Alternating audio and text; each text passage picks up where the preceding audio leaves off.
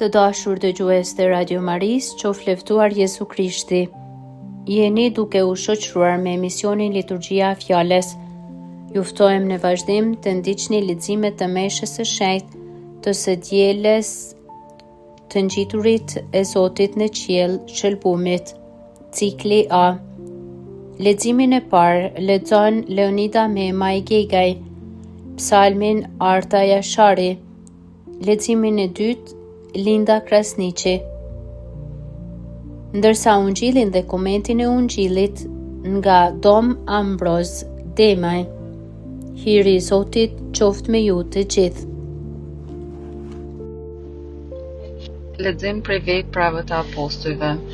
Në librin e parë o Teofil, fola për gjithçka Jezusi bëri dhe mësoi qysh prej fillimit e deri në ditën kur u ngrit në qiell. Pasi që u dha porosinë apostujve, të cilët i pati zgjedhur nëpërmjet të Shpirtit të Shenjtë. Ai, pas mundimit të vet, me shumë prova u avërtetoi apostujve se ishte i gjallë, duke u shfaqur për 40 ditë para tyre dhe duke u folur për mbretërinë e hyut. Dhe, një herë, ndërsa po hante bukë bashkë me ta, u urdhëroi të mos e lëshojnë Jeruzalemin, por ta pyesin premtimin e Atit. Atë që dëgjuat prej meje, gjoni ka pakzuar me ujë, ndërsa ju, pas pak ditësh, do të pakzohuni me Shpirtin Shenjtë. Tani, ata që ndodhen bashkë me të, e pyeten, Zotëri, a thua do ta ripërtrish në këtë kohë mbretërinë e Izraelit? Ai u përgjigji, nuk është puna juaj ta njihni kohën dhe momentin që Ati ja ka përcaktuar pushtetit të vet, por ju do të merrni fuqinë e Shpirtit Shenjtë, i cili do të zbresë në ju dhe ju do të bëheni dëshmitarit e mi në Jeruzalem, në mbar Juden, në Samari, madje edhe gjerë në skajnë e botës. Dhe kur i tha këto fjalë, ndër sytë e tyre u ngjit në qiell, dhe një re me njëherë u azuri para syve të tyre. Dhe, ndërsa ata me ngulëm shikonin se si ai ngjitej në qiell, ja behen 2 njerëz të veshur me petka të bardha. Zun bend para tyre dhe u than, o burra Galileas, përse rrini kështu duke shikuar ka qielli? Ky, Jezusi që prej jush u ngjit në qiell, do të kthehet pikërisht kështu, si e pat, si e shkroi në qiell, fjala e Zotit. Që thashtu? Ngritet Zoti me këngë të hareshme. Ngritet Zoti me këngë të hareshme. Duar trokitni o popuj të gjithë, brohoritni hyjit me zë gëzimi, sepse hyji është i tejet lartë, i tmerrshëm, mbreti i madh mbi tokën mbar. Ngritet Zoti me këngë të hareshme. Ngritet hyji me brohori, Zoti me zë trumbete. Këndoj hyjit, këndoni. Këndoni mbretit ton, këndoni. Ngritet Zoti me këngë të hareshme, sepse hyji është mbreti i mbar botës, këndoni këngë me mjeshtëri. Hyji mbretëron mbi mbar popujt, hyji rri mbi fronin e vet të shenjtë. Ngritet Zoti me këngë të hareshme. Lexim prej letrës së Shën Paulit Apostull drejtuar Efesianëve. Hyji Zotit ton Jezu Krishtit, Ati i lavdis, t'ju jap shpirtin e dijes së të zbulesës për ta njohur atë, t'ju jap syve të zemrës suaj drejt, që të mund ta kuptoni shpresën e madhe që jep thirrja e Atij, begatinë e pakufishme të trashëgimit të Tij ndërshëtër dhe madhërinë e pamazë të fuqisë së Tij kundrejt nesh që besojmë, të matur sipas veprimtarisë së pushtetit dhe forcës së Tij, e të cilën e tregoj me vepër në Krishtin, duke ngjallur nga të vdekurit dhe duke vendosur në të djastën e vet në qiell, mbi çdo principat, pushtet, fuqi, zotrim dhe mbi çdo emër që mund të përmendet jo vetëm në këtë, por edhe në botën e ardhshme. Dhe çdo gjë vuri nën këmbët e Tija, e atë vendosi mbi çdo gjë për krye të kishës, e cila është trupi i Tij, plotësimi i Atij që plotëson gjithçka në të gjithë. Fjala e Zotit. Aleluja. Aleluja. Shkoni e bëni nxënës të mi të gjithë popujt, thotë Zoti, dhe ja, unë jam me ju gjithmonë deri në të sosur të botës. Aleluja! Lexim i Ungjillit shenjtë sipas Zhonit. Në atë kohë Jezusi i çoi syt ka qielli dhe vazhdoi: O atë, arriti koha, jepi lavdi birit tënd, që birit e jap lavdi ty, e që me pushtet e cilin ja dhe mbi çdo njeri, tu jap jetën e pasosur të gjitha tyre që ja dhe ti. E kjo është jeta e pasosur, që të njohin ty, një të vetmin hyjin e vërtet dhe atë që dërgove Jezu Krishtin. Unë të dhash lavdim mbi tokë, e kreva veprën që ma dhe ta kryej, e tani o ati shenjt, me lavdëro para teje me atë lavdi që kisha te ti, para se të filloj të ishte bota. Emrin tënd u zbulova njerëzve që ti mi dhe nga bota. Ata ishin të tut, ti mi dhe ata e mbajten fjalën tënde. Tani e kuptuan se gjithë shka me dhe vjen prej teje, sepse fjalët që ti mi dhe u adorzova atyre. Ata i pranuan dhe kuptuan se me të vërtetë dola prej teje dhe besuan se ti me dërgove. Unë për ta lutem, nuk lutem për botën, por për ata që ti mi dhe, sepse janë të tut. Gjithë çka kam unë është e jotja, e çka ke ti e imja, dhe ne ta u lavdërova.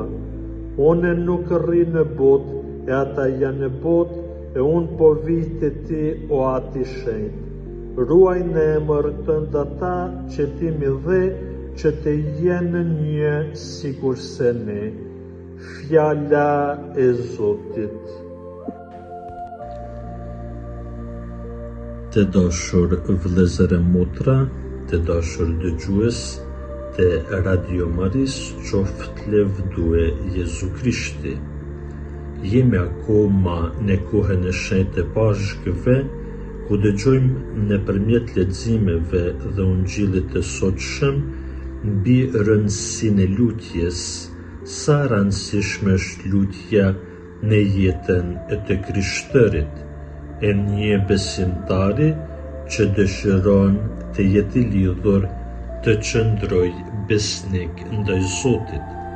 Leximi i parë na tregon se si apostujt pas ngritjes së Jezusit në qiell ishin të bashkuar në lutje. Me ta ishte edhe nana e Jezusit, Virgjëra Mari dhe disa gra të tjera. Dhe nga kjo duhet të mësojmë edhe ne që ta zbatojmë urdhrin e dashurisë së Jezusit, të qëndrojmë së bashku në lutje, sikur se apostujt, por edhe shumë e rëndësishme që nuk luten vetëm, por luten bashkë me nanën e Krishtit, Virgjërën Mari. Kështu që nëse dëshirojmë të jetojmë vërtet një jetë krishter, leximi i parë na mëson që duhet të lutemi me përvojtëri dhe thjeshtësi të zemrës, së bashku me zojen e bekuar, me shenjtrit të Zotit, të cilët ndërmjetësojnë para Atit ton qiellor për ne.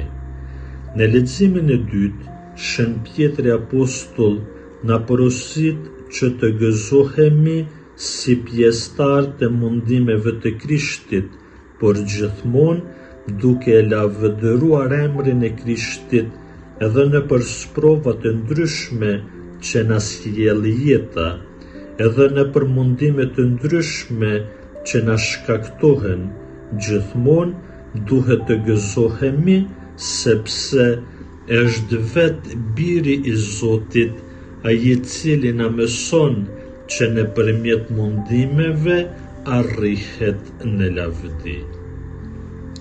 Jezusi i çon syt ka qielli, o atë, arriti koha, qielli nga I cili zbriti një linduri biri I Atit, dhe nga I cili zbret mbi të Shpirti I Shenjtë, nga I njëjti qiell jehoi zëri I Atit.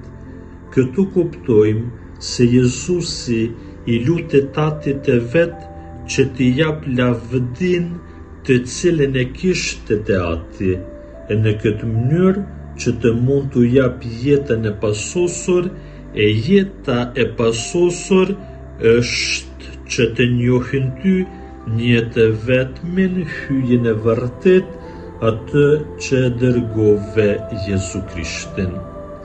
Misioni I Krishtit në botë ishte shfaqja e lavdisë së Atit, lavdërimi I Atit, dhe nga ana tjetër Ati lavdëron birin.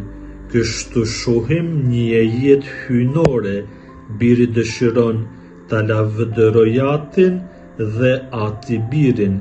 Biri dërgon Shpirtin Shenjtë, Shpirti nuk do ta lavdërojë vetveten, por atë. Ekziston një rreth jete në të cilën secili ja jep veten plotësisht tjetrit dhe pranohet plotësisht nga tjetri, por Zotin e vetvete është dashuri e pafund. Meqense lavdia e Zotit është manifestimi I dashurisë së Tij, Jezusi në fakt po I lutet Atit që kjo dashuri të vijë me gjithë fuqinë e saj për shpëtimin, shëlbimin ton. Jezusi dëshiron të na e japë një marrëdhënie me Zotin që Ai vetë jeton. Ai dëshiron të na zbulojë Atin. Ati dhe biri janë të bashkuar në dashuri, dhe Ai dëshiron që dhe ne të na bashkojë në të njëjtën dashuri. E tani o atë me Radio Marisë e Kosovës patet mundësi të ndëgjoni liturgjinë e fjalës, leximet të së dielës të ngjiturit e Zotit në qiell, shëlbimit cikli A. Me ju ishin Leonida Memaj Gejgaj, Arta Jashari, Linda Kresniqi, ndërsa ungjillin dhe komentin e ungjillit e dëgjuat nga Dom Ambroz Demaj. Ju falenderojmë të gjithëve për vëmendjen dhe ju dëshirojmë paqen dhe bekimin e Zotit. Qoftë lëvduar Jezu Krishti.